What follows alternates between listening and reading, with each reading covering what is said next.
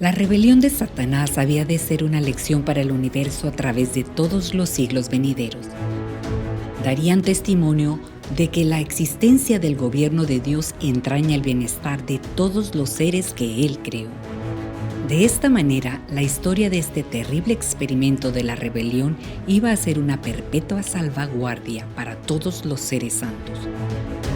El que gobierna en los cielos ve el fin desde el principio. Aquel en cuya presencia los misterios del pecado y del futuro son manifiestos, contempla la realización de sus propios designios de amor y bendición. Y esto lo entenderán algún día todos los habitantes del universo, tanto los leales como los desleales.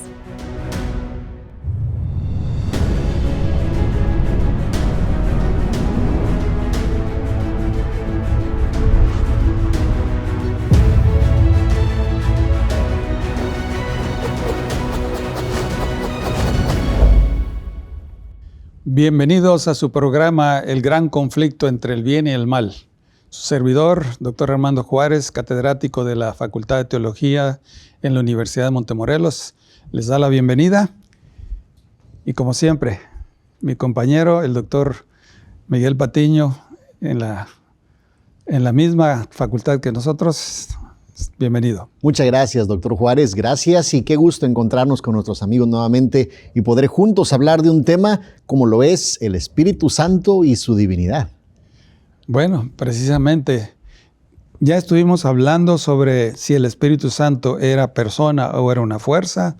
Quedó bien claro que el Espíritu Santo es una persona porque tiene las características de una persona, porque hace las cosas que una persona hace y porque otros pueden relacionarse con él como persona. Ahora, la pregunta importante, ¿es esa persona Dios? ¿Qué características debe tener una persona para cumplir las características de la deidad? Claro, cuando hablamos de estos características o atributos divinos, es importante ver la manera en que tradicionalmente se ha hecho la categorización de los atributos divinos, como lo es la omnipresencia, la omnipotencia, la omnisapiencia y desde luego su eternidad, alguien que ha existido desde siempre y continuará por siempre su existencia. Así que, doctor Juárez, si tenemos nosotros estos atributos divinos, ¿es posible encontrarlos en el Espíritu Santo? Bueno, es lo que vamos a ver. Y para hacernos más objetivos, vamos a poner si los tres tienen las mismas características, porque entonces sí se podría decir que es una unidad, ¿verdad? Triunidad. Así que tenemos que ver al Espíritu Santo en comparación con con las otras dos personas de la deidad. Por ejemplo, la omnipresencia. El Padre nos dice en 1 Reyes 8:27, pero es verdad que Dios morará sobre la tierra, se pregunta Salomón. He aquí que los cielos de los cielos no te pueden contener. O sea, la omnipresencia de Dios lo llena todo, dice el mismo Salomón. ¿Qué en cuanto a Cristo? Bueno, el Señor Jesús lo dice en San Mateo capítulo 18, porque donde están 2 o 3 congregados en mi nombre, ahí estoy yo en medio de ellos. Por lo tanto, hay un concepto de omnipresencia en la persona del Hijo. Porque donde quiera que estén, ahí está el Señor, ¿verdad? Si lo tenemos en el Padre y en el Hijo, ¿lo tenemos en el Espíritu Santo, pastor? Pues allí en el Salmo 139, precisamente en el versículo, son varios versículos, pero vamos a resaltar los más importantes del 7 al 12, ¿verdad? Se hace la pregunta el salmista, ¿a dónde me iré de tu espíritu? ¿Y a dónde huiré de tu presencia? Si subiera a los cielos, allá estás tú. Si en el Seol hiciere mi estrado, ahí te estás. Y si tomare las alas del alba y habitar en el extremo del mar, aún ahí me guiará tu mano y me asirá tu diestra. O sea que el Espíritu de Dios dice, a donde quiera que vayamos, allí está. Omnipresentes, ¿verdad? Y aun cuando podríamos ver más pasajes respecto a la omnipresencia, pastor, para fin de abarcar los diferentes atributos, ¿qué podemos decir respecto a la omnipotencia? ¿Enseña la Biblia que son omnipotentes las tres personas de la deidad? Bueno, por lo menos del Padre, ahí en Génesis 35:11, Dios mismo le dice a Jacob, yo soy el Dios omnipotente. crece, multiplícate como una nación, conjunta de naciones, proceden a ti de reyes al de tus lomos.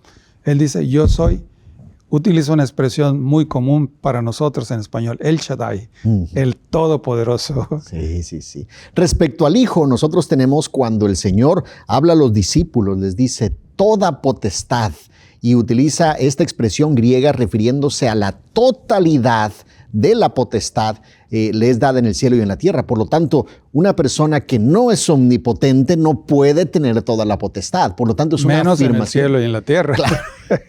Abarcando la totalidad del universo en quien el Hijo está puesto. ¿Y qué respecto al Espíritu Santo y la omnipotencia? Allí no es tan sencillo. Ahí tenemos que ver paralelismo sinónimo en la literatura hebrea, que es muy común en los Salmos y también en el libro de Proverbios, donde se hace una declaración y después se hace otra declaración y dicen lo mismo pero en diferentes palabras.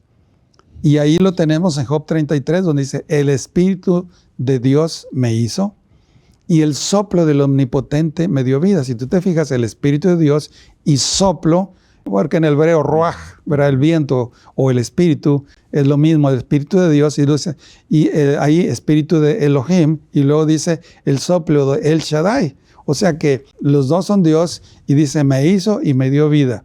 O sea, ahí, pues, al decir El Shaddai, el Omnipotente, pues todo lo puede. Muy clara la explicación del paralelismo sinónimo. Pastor, hemos visto entonces ya la omnipresencia, la omnipotencia. Hay otro atributo que mencionamos que es la omnisapiencia. ¿Qué evidencias bíblicas hay ahí? De Dios no se duda de que sea omnisapiente, ¿verdad? El mismo apóstol Pablo, después de ir elaborando ciertos pensamientos, dice, oh profundidad de la riqueza, de la sabiduría y la ciencia de Dios. Cuán insondables son tus juicios e inescrutables tus caminos. Ahí se habla definitivamente que la omnisapiencia de Dios es tan profunda que no se puede llegar al fondo, ¿verdad? Así es. Esa palabra insondable es que insondable no se puede rastrear, es muy complicado. San Juan 11 nos presenta, y lo tenemos en pantalla, que dice, todas las cosas me fueron entregadas por mi Padre, y nadie conoce, y utiliza ahí la palabra griega ginoskei, diciendo aquí al Hijo, sino el Padre. Ni al Padre conoce ginoskei alguno, sino el Hijo, y aquel a quien el Hijo lo quiere revelar. Por lo tanto, la palabra ginosko aquí, pastor, tiene un significado muy especial. Es que hay dos palabras en griego, oida y ginosko. Ginosko es un conocimiento profundo, íntimo, abarcante. Y aquí Jesús dice, yo conozco. Tengo un conocimiento abarcante del Padre. Y si conoce en ese concepto de profundo, íntimo, pues tiene que ser omnisapiente. Claro, cosa a la que un ser humano no puede acceder. Y el Espíritu Santo tiene esta omnisapiencia y puede conocer también los designios de Dios. Definitivamente, ahí el apóstol San Pablo lo dice claramente y no hay vuelta. Pero Dios nos reveló a nosotros por el Espíritu, dice. Porque el Espíritu todo lo escudriña, aún lo profundo de Dios. Esas cosas insondables de Dios también el Espíritu Santo, así como Jesús con el concepto ginoskei, pues aquí también dice que lo escudriña, aún lo profundo de Dios. Ahí están los tres. Claro. Tenemos esta evidencia bíblica acerca de la omnisapiencia. Hablamos también de la eternidad. ¿Por qué no mostramos lo que la Biblia nos dice al respecto, pastor? Ahí en Isaías, ese pasaje ya nos es conocido. No has sabido, no has oído que el Dios eterno es Jehová, el cual creó los confines de la tierra, ¿verdad? Ahí está hablando de un Dios eterno. Isaías 9:6 nos habla de la eternidad del Hijo cuando dice un niño nos es nacido, y luego dice quien es Dios fuerte, Padre eterno, y se refiere al Hijo. Exacto, y si recordamos San Juan 1:1, en el principio era el verbo y el verbo era con Dios. Ahí está hablando que en la eternidad ya estaba el verbo, ¿verdad? Sí, pero en relación con el Espíritu, porque esa es la persona que estamos hablando ahora, dice en Hebreos 9:14, dice, cuanto más la sangre de Cristo, la cual mediante el Espíritu eterno se ofreció a sí mismo por nosotros sin mancha. Aquí tenemos esto, y hay más cosas, pero eso las vamos a ver en el siguiente segmento. El Espíritu Santo era el más elevado de todos los dones que podía solicitar de su Padre para la exaltación de su pueblo.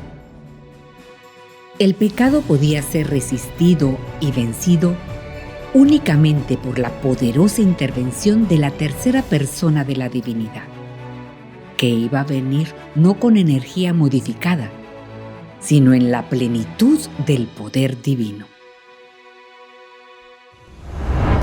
Bueno, nos quedamos o que hay más aspectos relacionados con la divinidad del Espíritu Santo comparándola con la divinidad del Padre y del Hijo. ¿Qué otros nos puedes mencionar? Bueno, un aspecto muy importante de las características de la deidad es que si es Dios, tiene capacidad creadora.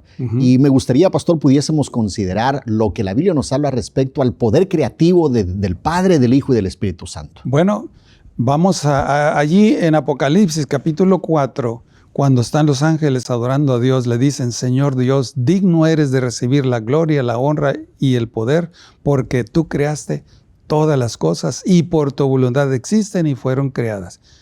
¿Y qué en cuanto al Hijo? Del Hijo hay un pasaje que San Pablo nos da en Colosenses capítulo 1 donde dice: porque por Él fueron creadas todas las cosas, refiriéndose al Hijo, las que hay en los cielos y las que hay en la tierra, todo fue creado por medio de Él y para Él. Por lo tanto, habla de cómo el Hijo es el creador de las cosas, tanto celestiales como terrenales. Bueno, y del Espíritu Santo volvemos a señalar el libro de Job, allí en 33:4, donde dice: el Espíritu de Dios me hizo, ¿verdad? Y el Espíritu del Omnipotente me dio vida. Está hablando precisamente que el Omnipotente tiene esa capacidad para hacer, ¿verdad? Y para dar vida. Una forma también en que la Biblia nos transmite este concepto de la deidad del Espíritu Santo es cuando miramos cómo son iguales. ¿Qué podemos decir respecto al Padre, Pastor Juárez? En el Salmo 89:6 nos dice: ¿quién en los cielos se igualará a Jehová? En otras palabras, diciendo, no hay nadie. ¿Quién será semejante a Jehová entre los hijos potentados? Nadie, supuestamente el salmista. Pero, ¿qué dice acerca del Hijo? Bueno, en el Hijo, de una forma interesante, San Pablo en Filipenses capítulo 2, versículo 6 nos dice que el cual, refiriéndose a Cristo, siendo en forma de Dios, no estimó el ser igual a Dios, y utiliza ahí la palabra griega isos, hablando de una igualdad, no desde una perspectiva terrenal, sino igualdad de esencia divina, de atributos divinos. ¿Y el Espíritu Santo cómo se presenta? Bueno, cuando Pedro se enfrenta con el caso de Ananías y Zafira, le dice a Ananías: ¿por qué llenó Satanás tu corazón para que mintieses al Espíritu Santo y sustrajeses del precio de la heredad? Y entonces le dice: no has mentido a los hombres, sino a Dios. O sea, si el Espíritu Santo es Dios, pues entonces es igual al Padre y al Hijo. Pastor, hemos visto cómo se nos habla de la eternidad, de su capacidad creadora, incluso de la coigualdad. Hay ciertos pasajes, pastor, que en este segmento me gustaría pudiese usted ampliar, relacionados con la forma en que en el Antiguo Testamento se habla de Dios o de Jehová, y que en el Nuevo Testamento pareciera que hay como una confusión y se aplica en el Espíritu Santo. Vamos a abordar esta parte que es importante en la Biblia.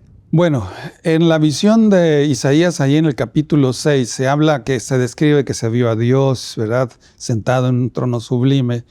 Y entonces dice el profeta: oí la voz del Señor, refiriéndose al Señor Jehová, pero le llama Adonai, porque ellos, por respeto, ¿verdad?, Sí. utilizan el concepto Adonai en lugar de Dios. Y que Dios le dijo: anda, di a este pueblo, oíd bien, y no entendáis, ved por cierto, mas no comprendáis. Esta declaración en el Nuevo Testamento encontramos que lo dice de otra manera. ¿Cómo lo dice? Es bien interesante este pasaje, pastor, porque en Hechos 28, ahí comienza a hacerse una igualdad bien interesante. Dice 25 y 26, y como no estuviesen de acuerdo entre sí, al retirarse les dijo Pablo esta palabra. Bien habló el Espíritu Santo, que al verlo aquí en pantalla en paralelo, vemos cómo es colocado en lugar de el Señor o Adonai, por medio del profeta Isaías a nuestros padres diciendo: ve a este pueblo y diles, de oído oiréis y no entenderéis, y viendo veréis y no percibiréis. ¿Qué está transmitiendo aquí la Biblia, pastor? Que el Espíritu Santo para Pablo es Dios, como lo era el Adonai del Antiguo Testamento. No hay diferencia. ¿Por qué? Porque los tres son Dios. Este no es un caso único ni aislado. Hay otro que podemos encontrar también en el Salmo 95. Compártanos al respecto, pastor. En este salmo se hace la invitación a todos los adoradores, ¿verdad? Dice, venid, adoremos y postrémonos, arrodillémonos delante de Jehová nuestro Hacedor, porque Él es nuestro Dios. Y sigue elaborando el salmista, y llega un momento cuando dice, si oyeres hoy su voz, no endurezcáis vuestro corazón, como en el día de Masá en el desierto. Eso está el salmista diciendo que es el Señor Jehová que está hablando. Pero en el Nuevo Testamento, ¿qué es lo que dice? De una forma muy interesante, la epístola a los Hebreos en el capítulo 3 toma este pasaje y lo aplica al Espíritu Santo de esta forma en los versículos 7 y 8. Por lo cual, como dice el Espíritu Santo, si oyereis hoy su voz, no endurezcáis vuestros corazones como en la provocación en el día de la tentación en el desierto. Pastor Juárez, es indudable que Hebreos 3 lo que hace es tomar el Jehová nuestro Hacedor del Salmo 95 y aplicarlo en la persona del Espíritu Santo. ¿Por qué? Porque el Espíritu Santo es Dios. Exactamente. Entonces, no hay duda, ¿verdad? Pero vamos a ver que a veces como que las actividades se confunden. Porque vemos aquí a Cristo creando todas las cosas. Y Cristo mismo dijo, yo pongo mi vida y la vuelvo a tomar. En otras palabras, porque eso me dio mi Padre. Entonces, dice Cristo que resucitó Él mismo, pero en Primera de Pedro nos dice que Cristo, mediante el cual creéis en Dios, quien le resucitó de los muertos. O sea, el Padre le resucitó a Cristo y le ha dado gloria para que vuestra fe y esperanza sean en Dios. Pero en Romanos, ¿qué dice el apóstol Pablo? Bueno, así como habla que el Hijo tiene vida en sí mismo y que el Padre le da, Romanos 8 nos dice, y si el Espíritu Santo de aquel que levantó de los muertos a Jesús, dice Romanos 8:11, mora en vosotros, el Cristo que levantó de los muertos a Cristo, el que levantó de los muertos a Cristo Jesús, vivificará también vuestros cuerpos mortales por su Espíritu que mora en vosotros. Por lo tanto, vemos que en la resurrección están los tres participantes. Los tres. El Padre lo resucita, el Espíritu Santo lo resucita y Cristo mismo resucita por la vida que Él mismo tiene. Entonces, ¿por qué se dice que los tres? Porque ahí se demuestra la unidad en el propósito, en la unidad de la acción, ¿verdad? ¿Qué otro pasaje podemos ver donde aparentemente se duplican las funciones?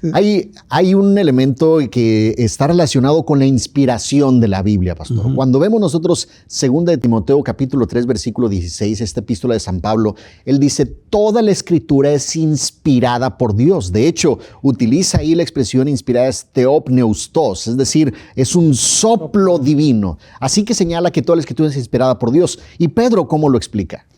Dice Pedro en 2 de Pedro 1:21, porque nunca la profecía fue traída por voluntad humana, sino que los santos hombres de Dios hablaron siendo inspirados por el Espíritu Santo. Ahí entonces vemos el contraste, acá es inspirada por Dios y aquí es inspirada por el Espíritu Santo. ¿Hay confusión o es unidad en las funciones? Es ese principio o la premisa de triunidad en donde los tres participan en favor de la humanidad. Bueno, hay muchas más cosas, pero en el siguiente segmento lo veremos. El Espíritu Santo tiene una personalidad. De lo contrario, no podría dar testimonio a nuestros espíritus y con nuestros espíritus de que somos hijos de Dios. Debe ser una persona divina, porque ¿quién de los hombres sabe las cosas del hombre, sino el espíritu del hombre que está en él? Así tampoco nadie conoció las cosas de Dios, sino el Espíritu de Dios. Ya hemos hablado lo que la Biblia dice sobre la divinidad del Espíritu Santo, tanto en el Antiguo como en el Nuevo Testamento, comparando a las tres personas de la deidad con todas las características. Pero ahora vamos a ver, ¿qué nos dice Elena de White al respecto? Y es importante verlo porque hay quienes llegan a modificar o torcer o tratar de justificar lo que ella realmente no está diciendo. Y quizá podemos iniciar con una advertencia muy interesante que nos da Elena de White en Hechos de los Apóstoles, página 42. Muy bien, pastor. a ver, vamos a leerla. Dice así: la naturaleza del Espíritu Santo es un misterio. Los hombres no pueden explicarla porque el Señor no se las ha revelado. Los hombres de conceptos fantásticos pueden reunir pasajes de las Escrituras y darles interpretación humana, pero la aceptación de esos conceptos no fortalecerá a la iglesia.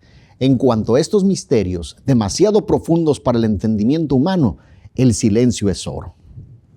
Bueno, así que allí ya nos advierte de que hay muchas cosas.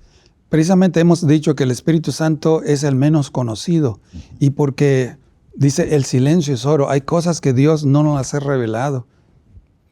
No importa, no son, para nosotros no nos va a afectar porque la salvación está asegurada.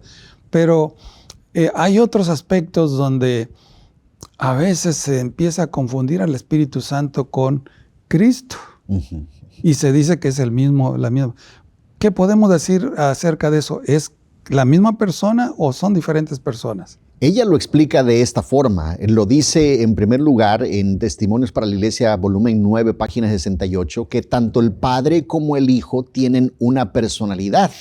Y entonces cita diciendo: Cristo declaró, yo y el Padre uno somos. Y sin embargo fue el Hijo de Dios que vino al mundo en forma humana, es decir, haciendo esa clarificación y distinción de personas. Y luego tenemos otra expresión en el manuscrito 20, pastor. Uh-huh. Esta expresión lo dice así en el año de 1906. El Espíritu Santo tiene una personalidad. De lo contrario, no podría dar testimonio a nuestros espíritus y con nuestros espíritus de que somos hijos de Dios. Debe ser una persona divina. Además, porque en caso contrario no podría escudriñar los secretos que están ocultos en la mente de Dios. Por lo tanto, es posible ver cómo ella hace una distinción de personas y además en cada uno de ellos señala que tiene personalidad divina, es decir, son personas divinas. Bueno, llamo yo la atención a la fecha en que fueron escritos, porque hay algunas personas que dicen que esta cita, por ejemplo, la segunda de manuscrito 20, 1906, dice que hubo mano negra que metieron esas citas y Elena de White no se dio cuenta y que ahora esos que trinitarios que dice que están usando estas citas para demostrar. Pero se escribió en 1906 y es un manuscrito que ella misma lo escribió.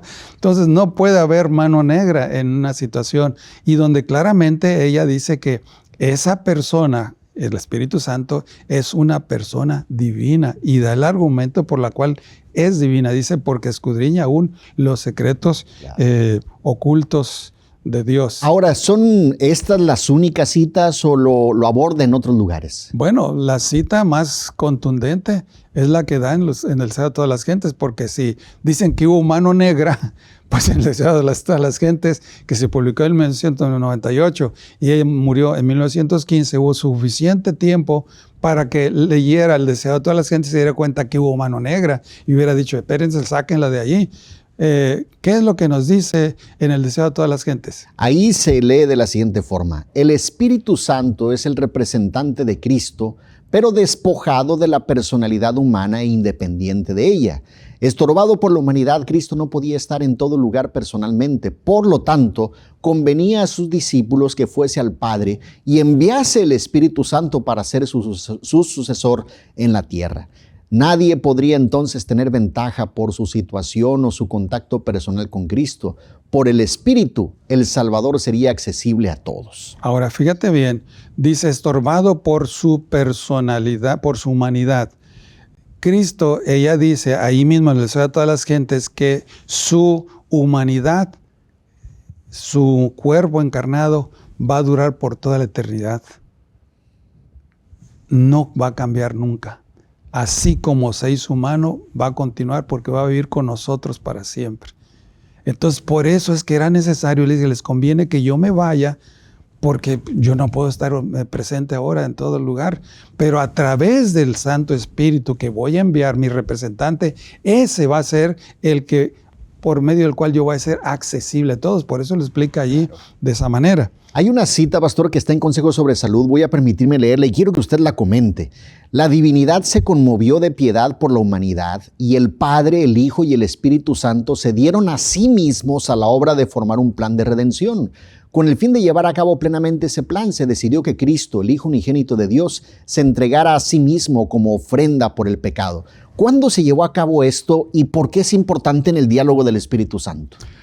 Mira, los que dicen que el Espíritu Santo y Cristo son la misma persona, dice, es que en la eternidad solamente el Padre y el Hijo, y utilizan un montón de citas que el Padre y el Hijo, el Padre y el Hijo, dice, no menciona el Espíritu Santo. Bueno, ahí en Consejo de Salud, cuando Dios estaba, la deidad estaba creando, dice, y vieron el futuro donde iba a haber problemas y donde la raza humana iba a caer, dice, se conmovieron de piedad por la humanidad, dice, y entonces el Padre, el Hijo y el Espíritu Santo se dieron a sí mismos a la hora de formar un plan de redención. ¿Qué vamos a hacer? Y allí entre ellos decidieron, tú te vas a encarnar, tú cuando Él se regrese vas a continuar y yo voy a seguir atendiendo los asuntos del universo. Ahí están, ¿verdad? Me parece importante clarificar que Elena de White definitivamente no tenía una posición ni unitaria ni binitaria. Y podemos verlo muy claramente en una cita de 1905, cuando ella señala, hay 3 personas vivientes en el trío celestial, dice en Testimonios Especiales, la serie B, el volumen 7, páginas 62 y 63. En el nombre de estos 3 grandes poderes del trío celestial, el Padre, el Hijo y el Espíritu Santo son bautizados los que reciben a Cristo mediante la fe. Y esos poderes colaborarán con los súbditos obedientes del cielo en sus esfuerzos por vivir una vida en Cristo. Mira, esa cita es muy importante porque allí habla de que son 3 grandes poderes y dice, en el nombre de estos 3 grandes poderes son bautizados. Es que estos que no creen en la Trinidad, que hablan de los binitarios, dicen que hay que bautizarse en el nombre de Jesucristo nada más, pero ella está hablando ahí de la fórmula bautismal del Padre, el Hijo y el Espíritu Santo. Así es que si ella está de acuerdo, ¿por qué ellos no? Y pues si la Biblia dice diferente. Son cosas muy interesantes, pero el tiempo se nos ha acabado, ¿verdad? Lo único que podemos hacer es que el Espíritu Santo es una persona divina, que nosotros debemos adorar como adoramos al Padre, al Hijo y al Espíritu Santo. Que la bendición del Señor les acompañe y esté con ustedes siempre.